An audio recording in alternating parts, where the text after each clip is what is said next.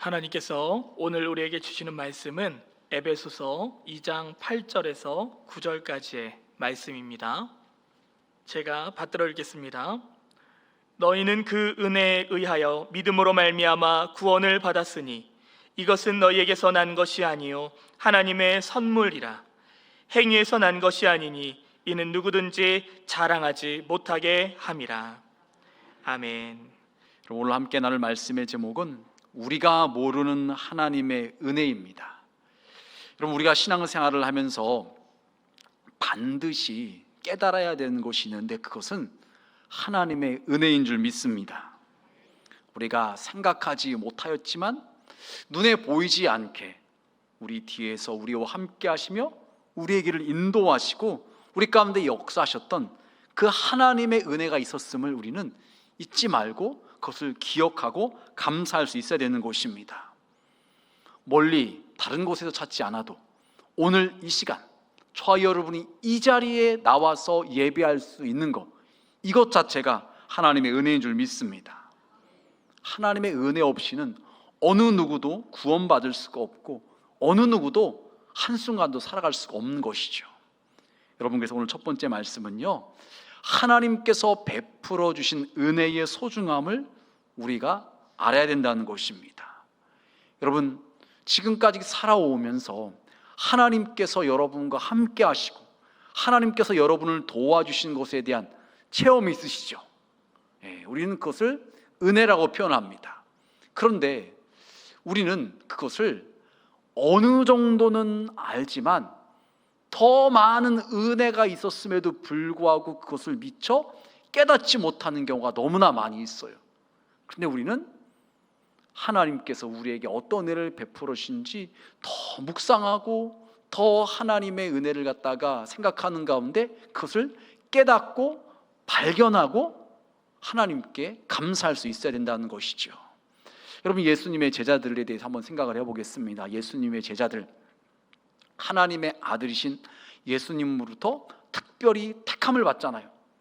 많은 사람이 있었는데 그들 가운데 그들이 택함을 받아서 3년 동안 예수님과 함께 먹고 마시며 생활을 하고 예수님으로부터 특별히 훈련을 받았어요. 교육을 받았어요. 그래서 그들이 사도라는 그 직분을 감당하면서 사람들에게 예수님을 전할 수 있는 그 직분을 갖다가 우리 주님부터 부여받게 되는 것이죠. 여러분, 그런데 그들이 어땠는가요? 예수님의 그 고난의 그 사건 앞에서 다 뿔뿔이 흩어졌습니다. 다 도망을 갔습니다. 예수님을 모른다고 부인했습니다. 예수님부터 택함을 받고 사도로 세움을 받았지만 그럼에도 불구하고 그들은요, 주님께서 맡겨주신 사명을 다 뒤로하고 다 나몰라라 도망가기 바빴습니다. 그런 그들을 우리 예수님께서는 또 찾아오셔서 부르시고 다시 한번 그들에게 사명을 맡겨주시고 그들을 통해서 복음이 전 세계에 퍼져가게 하는 그런 일이 이루어지게 하셨습니다. 여러분, 이 일을 생각할 때 이것이 제자들 입장에서는요, 큰 은혜고 영광이라고 말할 수가 있는 것입니다. 내가 뭐라고 자격 없고 부족하고 허물 많은 나를 하나님께서 택하셔서 나를 그렇게 사용하신다는 것을 생각할 때 큰 은혜이고 영광인 것입니다. 여러분, 그런데 제자들만 그런 것이 아니라 우리도 마찬가지죠. 하나님 앞에 나올 수 없는 허물과 죄가 많은 그런 우리임에도 불구하고 하나님께서 우리를 먼저 택하셔서 구원해 주시고 자녀 삼아 주셨습니다. 우리와 함께 하시고 우리를 인도해 주셨습니다. 더 나아가 우리가 때로는 하나님을 멀리하고 외면하고 내 고집대로 내 마음대로 살아갔을 때도 하나님은 우리를 버리지 않으시고 또 찾아오십니다. 우리의 마음의 문을 두드리십니다. 그리고 우리가 돌아올 때까지 또 기다려 주십니다. 마치 탕자의 아버지가 매일같이 동네 입구에 나가서 언제 아들이 돌아오나 기다렸던 것처럼 우리 하나님께서는 우리를 그렇게 한없이 기다려 주셨습니다. 여러분, 이것이 저와 여러분이 하나님께 받은 그런 은혜이죠.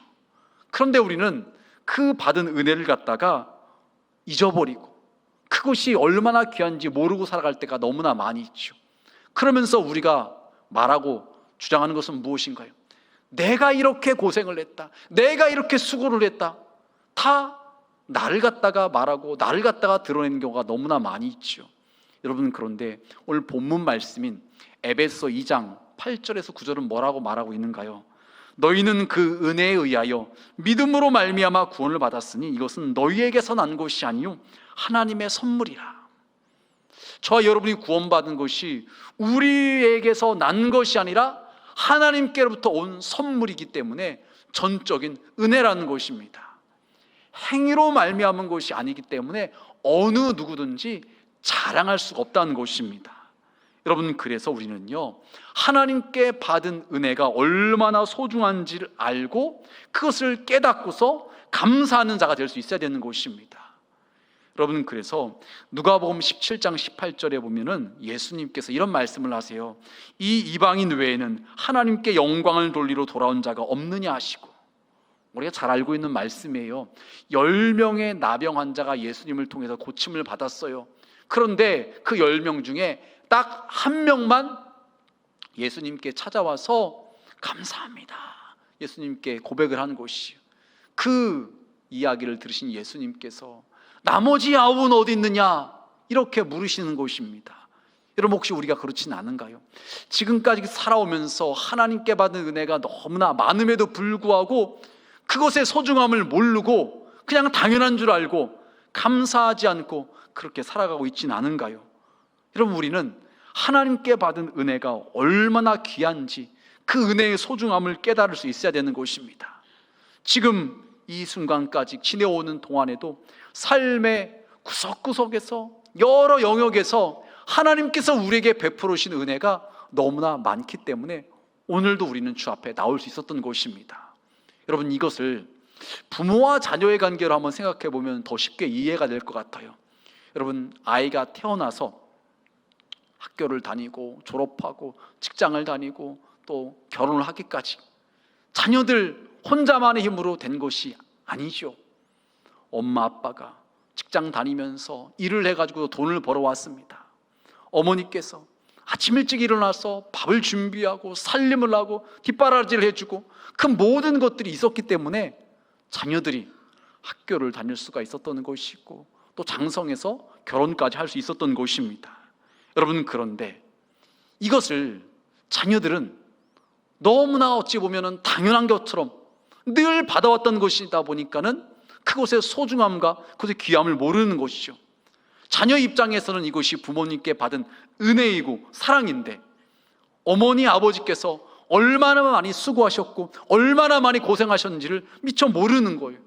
그러다 그것을 언제 깨닫게 되는가요?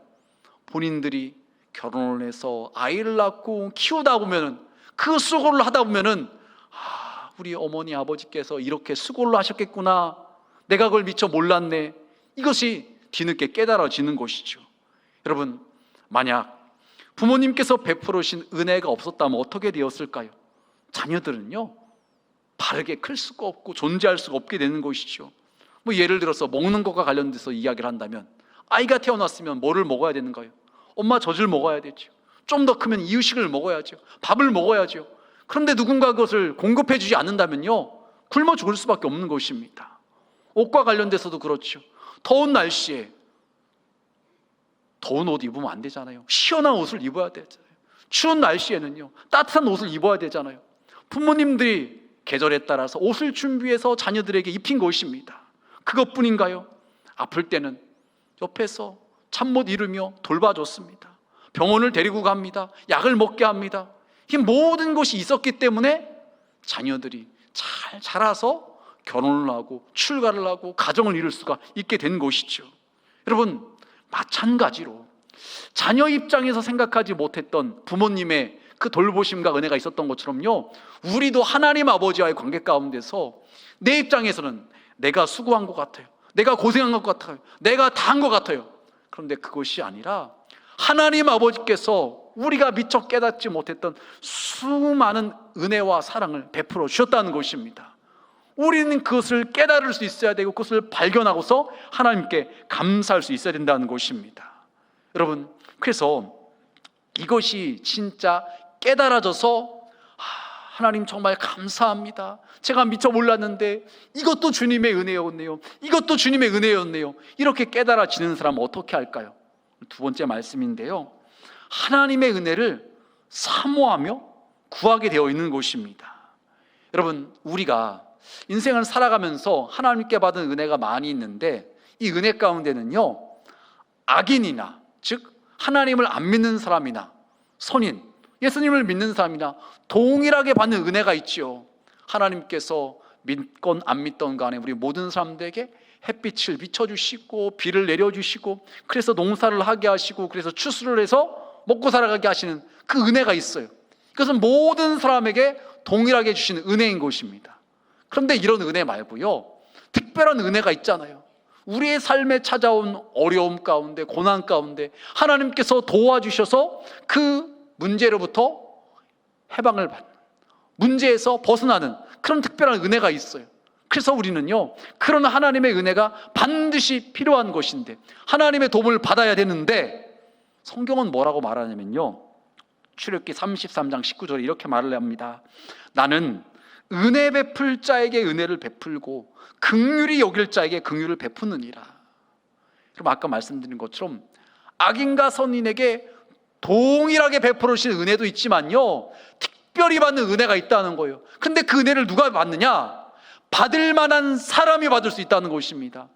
아무나 받을 수 있는 것이 아니에요. 아무나 긍휼히 여김 받고 아무나 은혜가 받는 것이 아니라, 하나님께서 보실 때 받을 만한 그런 사람이 그런 특별한 은혜를 받을 수가 있다는 것입니다.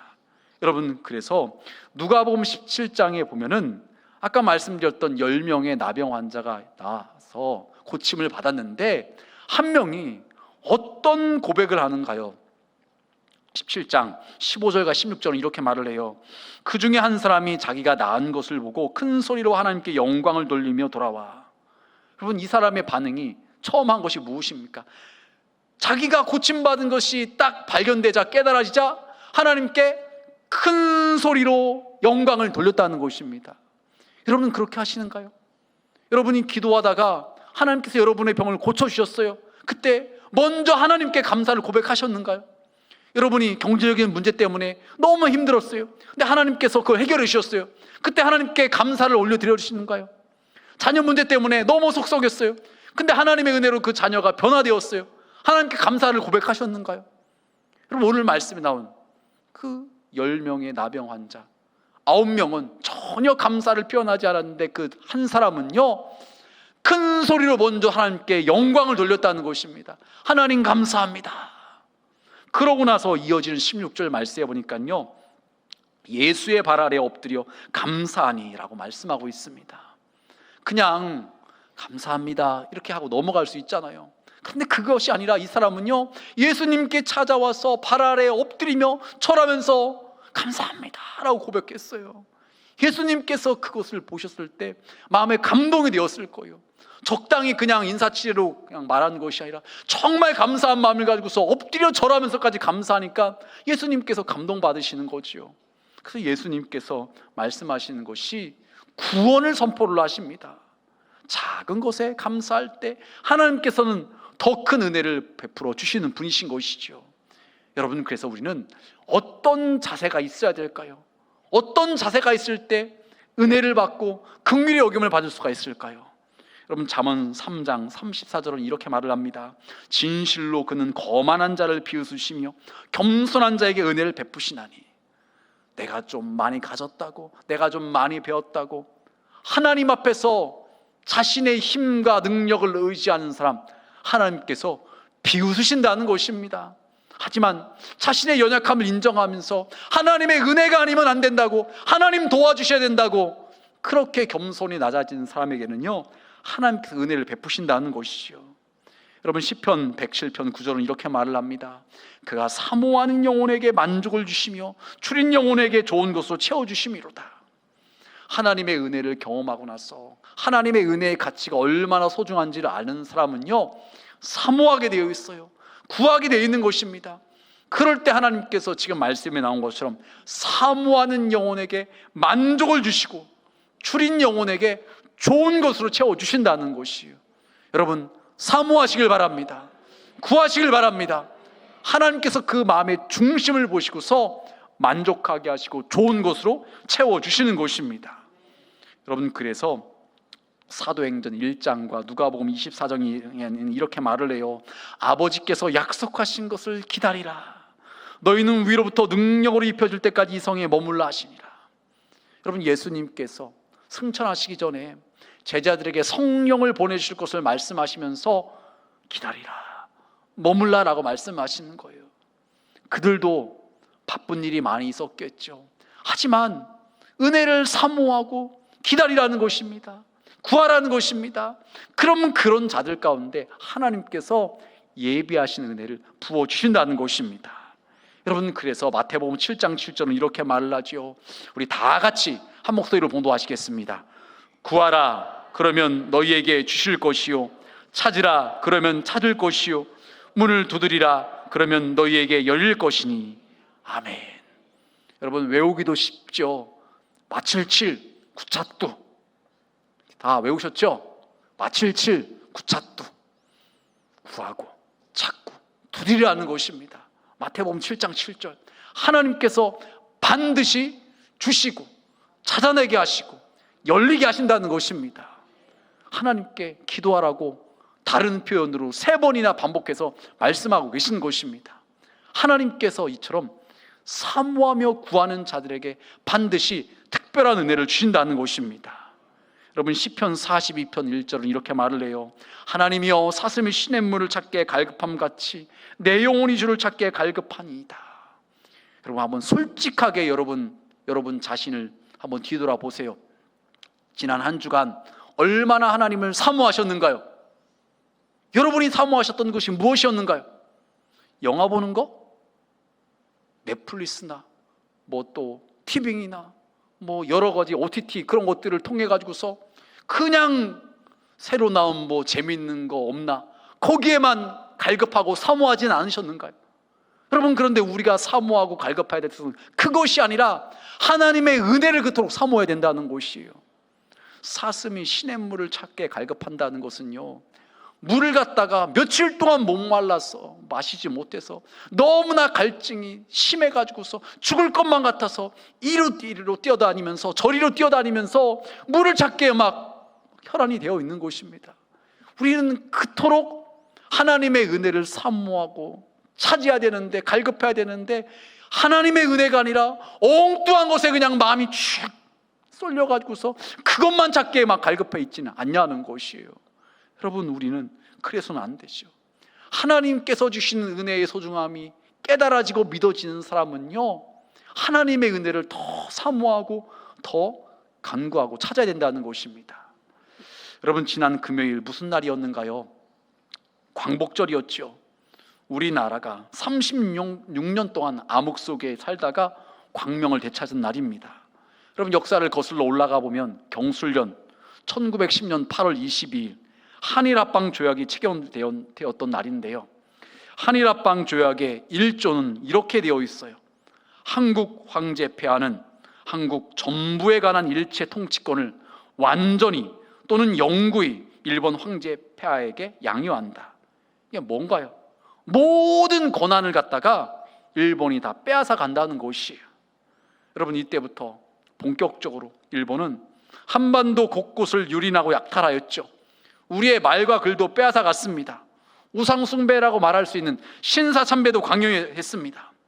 이런 어려운 상황 가운데서 우리 선조들은 상해 임시정부를 마련하고 그것을 중심으로 해서 애국 열사들이 나라의 독립을 위해서 자신의 목숨도 아끼지 않고 헌신했습니다. 하지만 우리가 알고 있는 것처럼 그럼에도 불구하고 우리의 힘은 너무나 미약했어요. 어떻게 하지 못했습니다. 그런데 우리나라의 광복은 너무나 갑작스럽게 이루어진 것이죠.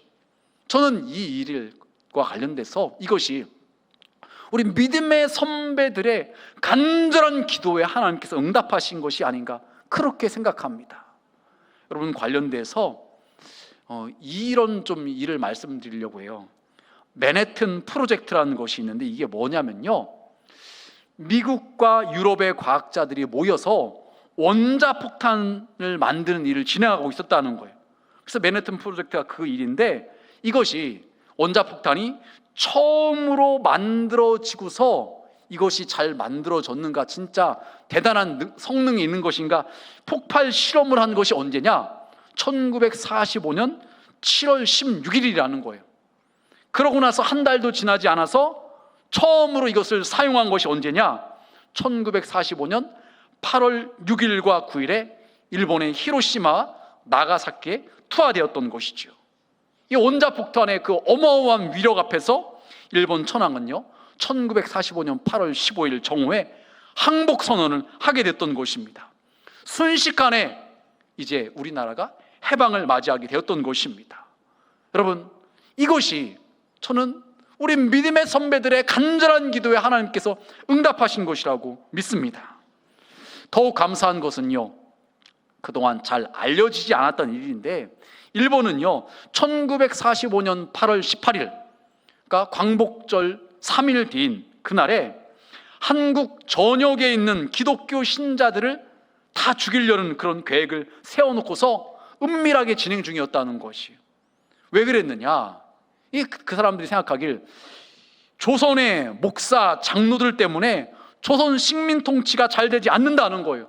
그래서 괘씸해서 여기서 독립운동에 가장 적극적으로 참여하는 기독교 신자 2만 5천 명과 일반 사람들 1만 5천 명, 모두 4만 명을 8월 18일에 죽이려는 계획을 세워놓고서 은밀하게 진행 중에 있었다는 것입니다. 그런데 하나님께서 3일 전에 일본의 만행을 심판하고 항복하도록 역사를 주관하셨다는 것입니다. 여러분, 그래서 이런 일들을 생각할 때 우리 선조들의 목숨도 아끼지 않는 헌신은 말할 것도 없고, 그 뒤에 그 이면에는요 우리가 몰랐던 하나님의 그 놀라운 은혜가 있었다는 것입니다.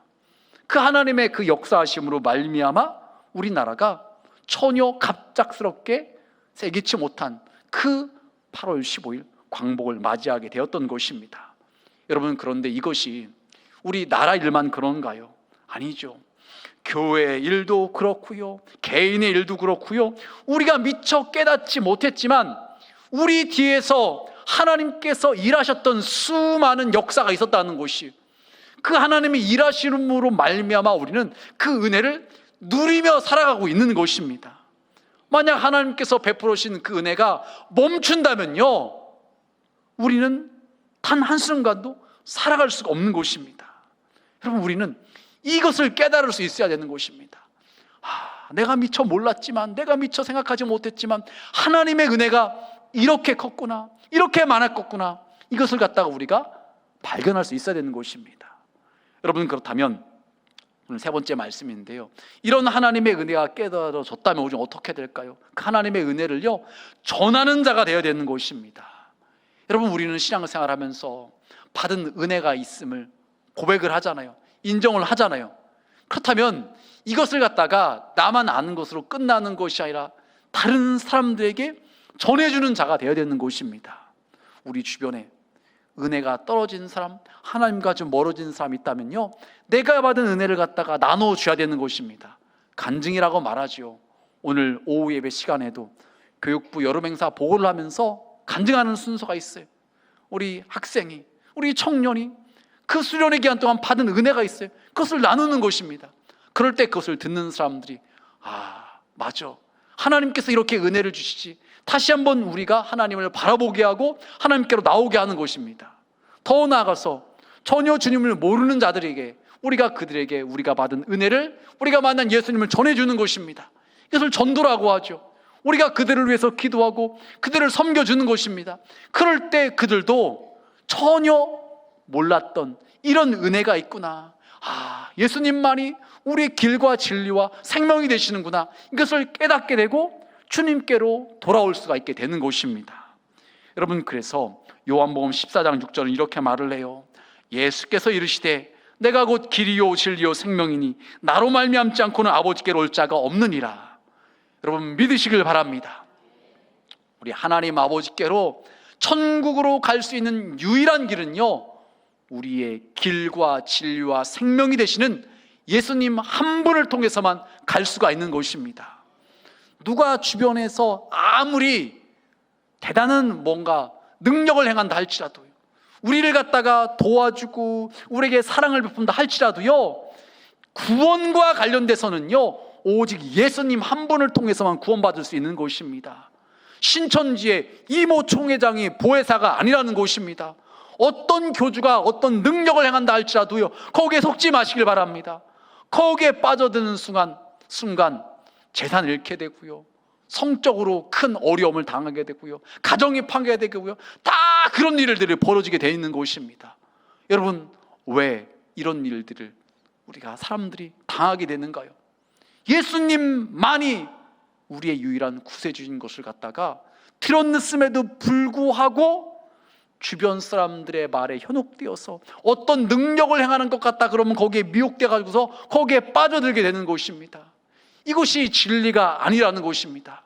여러분, 우리는 먼저 은혜를 받고 예수님을 만난 사람으로서 이것을 바르게 전해줘야 되는 것이에요. 예수님만이 구원 주시다, 예수님을 통해서만 하나님 아버지께로 갈 수 있다라고 분명하게 말해줄 수 있어야 되는 것입니다. 그래야지 그들도 주님을 바로 알고 믿을 수가 있는 것이죠. 여러분, 그래서 로마서 10장은 이렇게 말을 합니다. 누구든지 주의 이름을 부르는 자는 구원을 받으리라. 그런즉 그들이 믿지 않는 일을 어찌 부르리요, 듣지도 못한 일을 어찌 믿으리요, 전파하는 자가 없이 어찌 들으리요. 여러분, 제가 우리 교회 어느 성도님부터 그런 이야기를 들었어요. 본인이 과거에 이 잘못된 집단에 속해 있었었는데 그때 거기 있었을 때는요 거기만 구원이 있는 줄 알았다는 거예요. 거기 있어야지만 천국 가는 줄 알았다는 거예요. 그런데 주변 사람들 얘기를 들어보고 방송에, 기독교 방송 들어보니까 저 사람들이 믿는 그곳에도 구원이 있네, 하나님이 계시네, 이것이 너무나 분명하게 깨달아졌다는 거예요. 그런데 이단들, 사이비 종파는요 그것을 가리고 숨기고 자기네들 그 집단만 구원받는 것처럼 크게 속인다는 거예요. 이것이 아닌 것을 우리가 알려줘야 된다는 거죠. 그래서 지금 14절 말씀에 전파하는 자가 없이 어찌 들으리오라고 말하고 있어요. 우리가 바르게 전해줘야지만, 바르게 알려줘야지만 그들도 예수님 믿고 구원받고 하나님의 은혜를 제대로 누리는 자가 될 수 있다는 것입니다. 여러분, 그래서 현대 선교의 아버지인 윌리엄 캐리가 이런 말을 했어요. 힌두교도 하나를 구원하는데 7년이 걸렸습니다. 서아프리카에서는 한 명 전도해서 구원받게 하는데 14년이 걸렸습니다. 뉴질랜드에서는 한 명의 영혼을 구원하는데 9년 걸렸습니다. 한 명 전도하는데 어떤 경우에는 7년 걸리고 어떤 경우에는 14년 걸리고 어떤 경우에는 9년 걸렸는데 그럼에도 불구하고 포기하지 않았다는 것입니다. 여러분, 포기하지 마시길 바랍니다. 시편 126편 5절은 이렇게 말을 해요. 눈물을 흘리며 씨를 뿌리는 자는 기쁨으로 거두리로다. 전도하는 거, 우리가 받은 은혜, 나는 기뻐서, 난 좋아서 막 전해주는데 상대방이 뿌리치고 외면할 수 있어요. 속상하죠. 마음이 아프죠. 이렇게 큰 은혜가 있는데, 하나님의 사랑이 이렇게 어마어마한데 왜 이걸 믿지 못하는가? 은혜 받은 우리 입장에서는 답답하고 속이 상하는 거예요. 그런데 그 이야기를 듣는 사람은요 그것을 받아들이는데 때로 오래 걸릴 수 있어서 지금 말씀에 나온 것처럼 눈물까지 흘리며 뿌리게 될 수 있어요. 전도하게 될 수 있어요. 하지만 지금 말씀에 나온 것처럼 결국에는요 기쁨으로 거두게 된다는 것입니다. 그래서 우리는 포기하지 않아야 되는 거예요. 우리가 포기하지 말고 계속해서 우리가 그들을 위해서 중보 기도하며 전도할 때, 은혜를 나눌 때 그들도 우리가 만난 예수님을 만나게 되고 우리가 받은 은혜를 동일하게 받게 될 수가 있다는 것입니다. 이런 말씀을 정리하겠습니다. 여러분, 세상에는 정말로 우리가 귀하게 여기고 값지게 여기는 것들 많이 있잖아요. 소중하게 여기는 것들 많이 있잖아요. 여러분, 그런데 하나님께서 우리에게 베풀어 주신 그 은혜는요 세상 무엇과도 비교할 수 없는 가장 큰 은혜라는 것입니다. 아까 말씀드렸던 모든 사람들이 받는 동일한 은혜인 햇빛을 비춰주시고 비를 내려주시는 것, 기본적인 것들인데 만약 이 기본적인 것이 없으면요 우리는 어느 누구도 살아갈 수 없는 것이죠. 또한 더 나아가서 우리가 우리의 삶 가운데 찾아오는 고난이나 어려움의 문제를 가지고서 하나님께 기도할 때 하나님께서는 우리의 기도에 응답하시며 특별한 은혜를 베풀어 주시잖아요. 여러분, 그런데 만약 이런 은혜가 우리 가운데 없으면요, 우리는 어디 가서 도움을 요청합니까? 누가 우리를 도와줍니까? 여러분, 백이 없는 사람, 못 배운 사람, 가진 것이 없는 사람, 정말로 절망될 수밖에 없잖아요. 그런데 우리는 그러지 않아도 되는 이유가 무엇인가요? 전능하신 하나님께서 우리의 아버지가 되시기 때문에 마칠칠 구착도 구하고 찾고 두드리라고 말씀하시잖아요. 그러니까 그분께 나아가서 기도하면, 도움을 요청하면요, 그분께서 우리를 도와주신다는 것이에요. 이것이 우리가 받게 되는 그런 은혜죠.